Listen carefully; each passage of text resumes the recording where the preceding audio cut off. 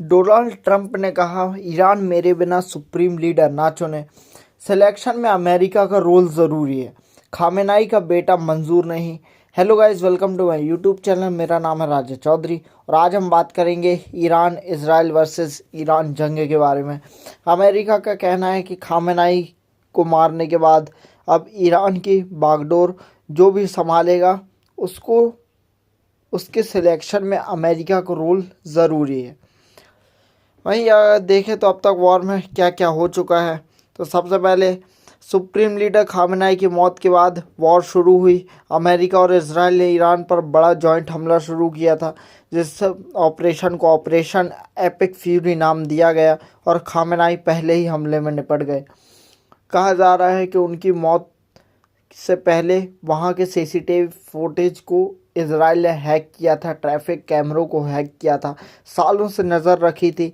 और जैसे ही खामेनाई और टॉप कमांडर, जितने भी टॉप लेवल के कमांडर थे, सब एक साथ थे और सब एक ही झटके में ख़त्म। दूसरी तरफ ईरान के गर्ल्स स्कूल पर हमला हुआ, 150 से ज़्यादा लोग मारे गए और कहा जा रहा है इनमें से 100 से ऊपर गर्ल्स शामिल थीं, बच्चियाँ। ईरानी सुप्रीम लीडर अली खामेनाई समेत कई बड़े अधिकारी एक साथ निपट गए। जैसा कि मैंने बताया, ईरान ने इजराइल और खाड़ी देशों में अमेरिकी ठिकानों पर मिसाइलें दागी, जिससे अमेरिका को मामूली सा नुकसान हुआ। अमेरिका को उतना नुकसान नहीं हुआ जितनी उम्मीद ईरान कर रहा था, और ना ही होगा। अगर अमेरिका को सच में हराना है तो जब तक उसके घर में मिसाइल नहीं गिरेगी तब तक कोई मतलब नहीं है। पूरे इजराइल में इमरजेंसी लागू है और इजराइल को ईरान तब तक नहीं हरा सकता जब तक अमेरिका इजराइल के साथ खड़ा है। ईरान ने इजराइल पर कई मिसाइल और ड्रोन हमले किए, लेकिन इजराइल के पास है डिफेंस सिस्टम, तो कुछ खास फर्क नहीं पड़ता इजराइल को। बहरीन और कतर में अमेरिकी ठिकानों को भी निशाना बनाया गया। अगर ईरान सोचता है कि ये यूएई, कतर, बहरीन, इन देशों पर अगर हमला करके वो कुछ कर लेगा, तो ये सब उसकी गलत फहमी है, क्योंकि नुकसान तो अमेरिका को होना चाहिए, जो कि नहीं होगा। वहाँ के ठिकानों पर थोड़ी बहुत तोड़ फोड़ होगी, उनकी मिसाइल्स भी, ईरान की मिसाइल्स भी उतना ज़्यादा नुकसान नहीं पहुंचाएंगी अमेरिकी बेसेस को। क्यों? क्योंकि वहाँ एयर डिफेंस सिस्टम लगे हुए हैं और ईरान की मिसाइलें इतनी डेवलप नहीं हैं आज के टाइम के हिसाब से। वहीं दूसरी तरफ इजराइल ने पूरे देश में इमरजेंसी लागू की है, सेना को हाई अलर्ट पर रखा है। अमेरिका B-2 बॉम्बर से हमला कर रहा है। अमेरिका, इजराइल ने ईरान के नातांज न्यूक्लियर सेंटर पर हमला किया और ईरान का 50% मिसाइल स्टॉक नष्ट कर दिया है, ऐसा कहा जा रहा है। 9 नेवी जहाज डूब चुके हैं, वॉरशिप्स। अमेरिका ने ईरान पर B-2 बॉम्बर से हमला किया। कुवैत ने फ्रेंडली फायरिंग में 3 अमेरिकी फाइटर जेट गिराए। मतलब कुवैत को लगा ये फाइटर जेट्स ईरान के हैं, तो फ्रेंडली फायरिंग में 3 अमेरिकी फाइटर जेट निपट गए। अमेरिकी दूतावास बंद किया गया है। सऊदी अरब, कुवैत, लेबनान में अमेरिका दूतावास अस्थायी तौर पर बंद कर गया है, मतलब कभी भी ओपन हो सकता है। वहीं दूसरी तरफ ट्रंप ने कहा अब बातचीत के लिए बहुत देर हो चुकी है, और ईरान ने कहा अब स्ट्रेट ऑफ होर्मुज बंद किया जा रहा है। डोनाल्ड ट्रंप ने कहा है कि अब बातचीत के लिए काफ़ी देर हो चुकी है, अब होगी वॉर, और ईरान के पास और कोई रास्ता नहीं है। जब ईरान मिट्टी में मिल जाएगा तब अमेरिका वहाँ डेवलपमेंट की बातें करेगा, और ईरान के पास और कोई ऑप्शन भी नहीं है सिवाय अमेरिका के सामने झुकने के। और भी ऑप्शंस हैं, चाहे तो वो मदद ले सकता है अमेरिका से, रशिया से, भले ही इसकी कीमत उसे बहुत बड़ी चुकानी पड़े, लेकिन अगर उसे अमेरिका को ख़त्म करना है तो उसे सौदा तो करना पड़ेगा। वहीं ईरानी वॉरशिप पर हमला किया है अमेरिकी USS RR फोल्ड ने, JR फोल्ड। 87 नौसैनिक मारे गए हैं। मिडिल ईस्ट से अब तक 17,000 अमेरिकी सुरक्षित लौट चुके हैं, और वहीं ईरान में 1,000 से ज़्यादा मौतें हो चुकी हैं। अली खामेनाई का शोक समारोह स्थगित किया गया है। कहा जा रहा है इस पर भी हमला होने वाला था। वहीं सऊदी अरामको की रास तनूरा रिफाइनरी पर दूसरा ड्रोन हमला हुआ। जंग में कुल अभी 1045 लोग मारे गए। वहीं अभी देखें तो अमेरिका, इजराइल, ईरान में क्या चल रहा है। तो ट्रंप ने क्रिस्टी नोएमा को हटाया है, जो मार्कवेन मुलीन हो, और उनकी जगह मार्कवेन मुलीन होंगे नए होमलैंड सिक्योरिटी प्रमुख। दरअसल अमेरिका की होमलैंड सिक्योरिटी के प्रमुख पद से नोएमा को हटा दिया गया है और अब मार्कवेन मुलीन होंगे नए होमलैंड सिक्योरिटी प्रमुख। ईयू की काजा कैलास बोली, ईरान युद्ध का निर्यातक। ज्यूरिख यूरोपीय संघ की विदेश नीति प्रमुख काजा कैलास ने कहा कि ईरान युद्ध का निर्यातक है। वाह, मतलब हर आदमी, हर देश ईरान के खिलाफ है। देखा जाए तो पहले हमला किया इजराइल, अमेरिका ने, उसके बावजूद हर देश सिर्फ ईरान को ब्लेम कर रहा है। क्यों? क्योंकि ईरान है कमज़ोर, और हर देश, जो भी देश ईरान के विरोध में है, वो डरता है अमेरिका से।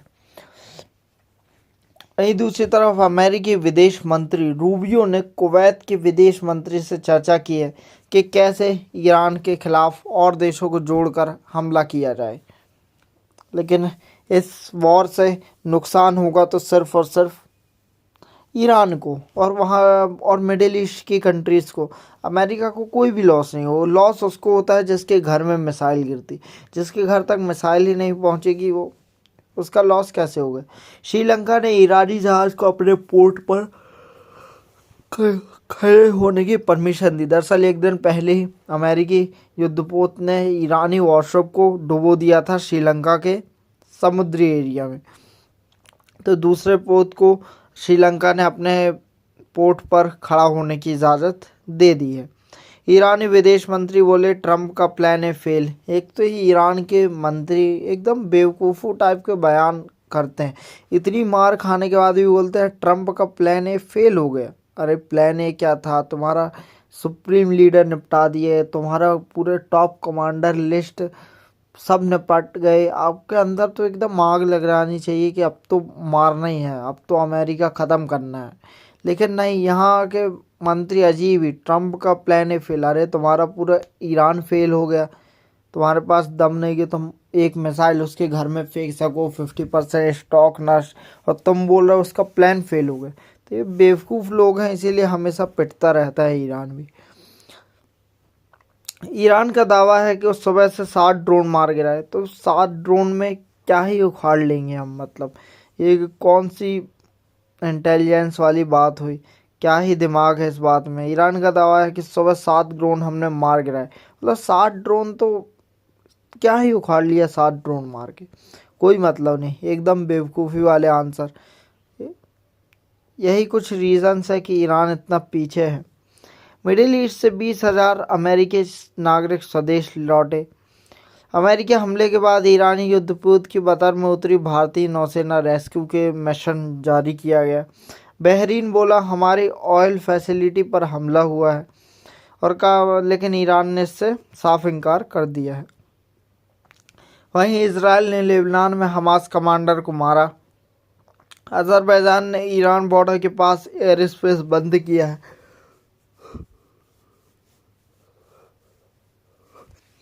इजराइल बोला संघ में ईरान के 300 मिसाइल लॉन्चर नष्ट किए हैं। इसमें से ज़्यादातर मिसाइल लॉन्चर ईरान में मौजूद थे, पश्चिमी ईरान में मौजूद थे। ईरान बोला अमेरिका इजराइल के हमलों से 11 अस्पतालों को नुकसान हुआ है और अभी तो यह शुरुआत है। ब्रिटेन साइप्रस में एंटी ड्रोन हेलीकॉप्टर भेजेगा।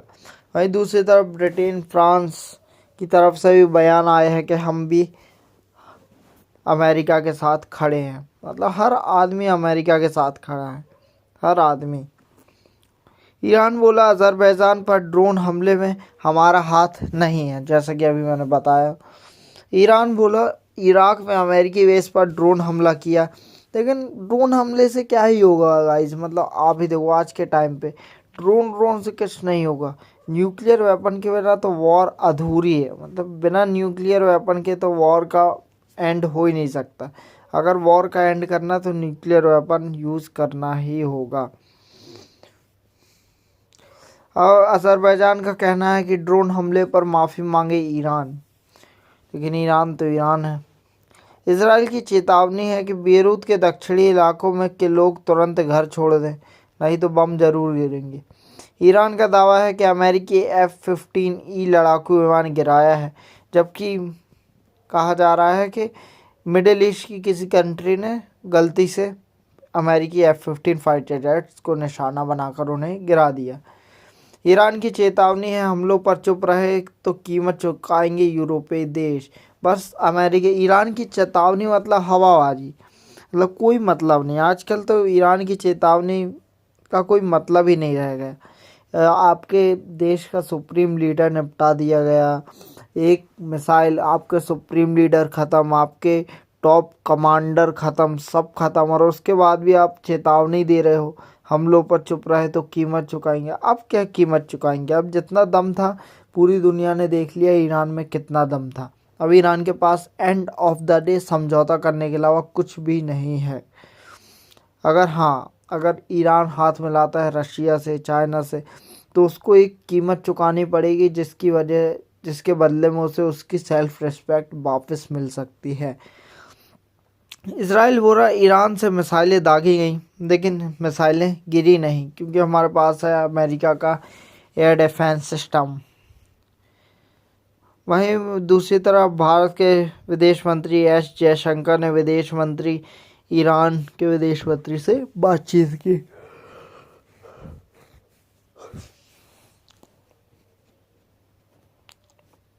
ये अमेरिका चाहता है कि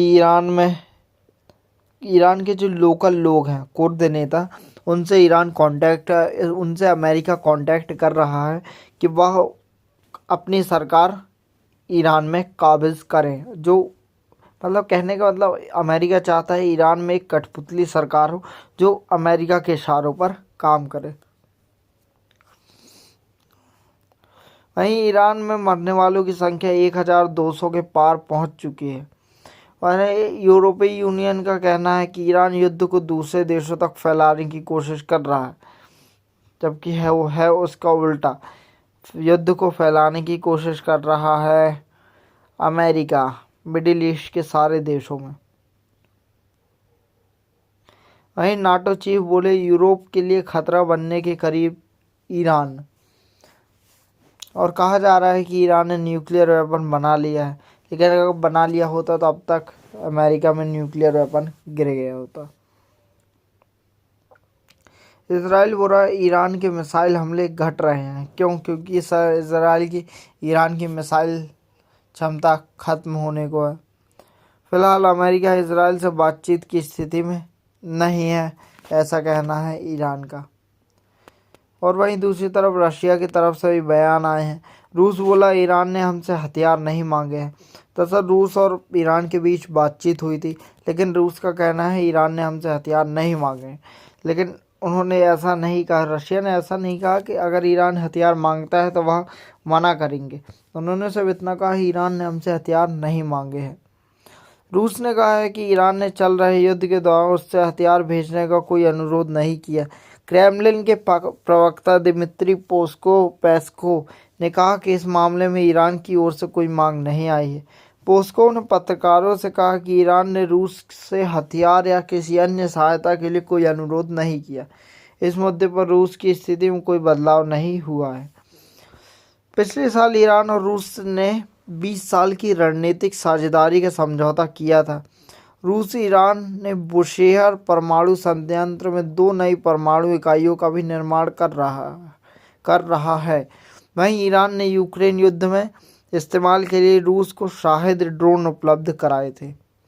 जेलेंस्की बोले रूस ईरान की मदद नहीं कर सकता। जेलेंस्की तो पागल है, तो एक नंबर का बेवकूफ़। इसको कहाँ से प्रेसिडेंट बना दिया? बेवकूफ़ी वाली हरकत है। रूस का आरोप है कि अमेरिका इसराइल अरब देशों को जंग में घसीट रहे, जो कि बिल्कुल सही है।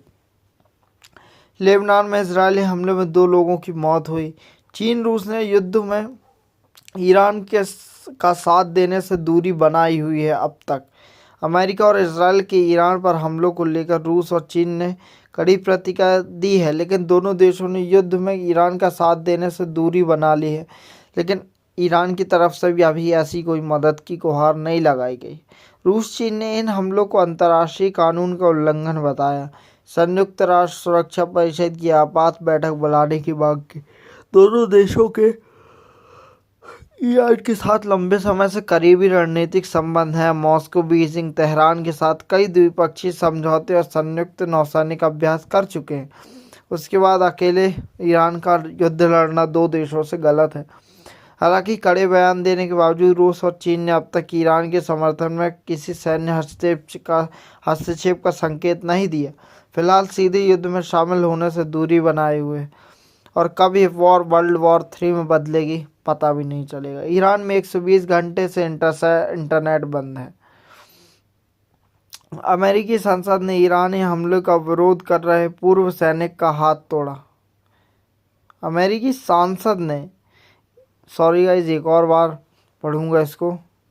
अमेरिकी सांसद ने ईरान हमले का विरोध कर रहे पूर्व सैनिक का हाथ तोड़ दिया है। वाह, क्या सांसद है, एक सोल्जर से भी फिट यहाँ पे सांसद है। वहीं दूसरी तरफ मेलोनी बोली खाड़ी देशों में एयर डिफेंस सिस्टम भेजने की योजना बना रहे हैं। मतलब जो डेवलप्ड कंट्रीज है लाइक यूएई, कुवैत, इन कंट्रीज में एयर डिफेंस सिस्टम भेजे जाएंगे। So thank you so much guys watching my video. आज की वीडियो में इतना ही। मेरी वीडियोस ऐसी ही नॉलेज भरी वीडियो से जुड़े रहने के लिए मेरे चैनल को सब्सक्राइब करें। Thank you so much. मेरा नाम है राजा चौधरी। मिलते हैं नेक्स्ट वीडियो में, तब तक के लिए जय हिंद, जय भारत।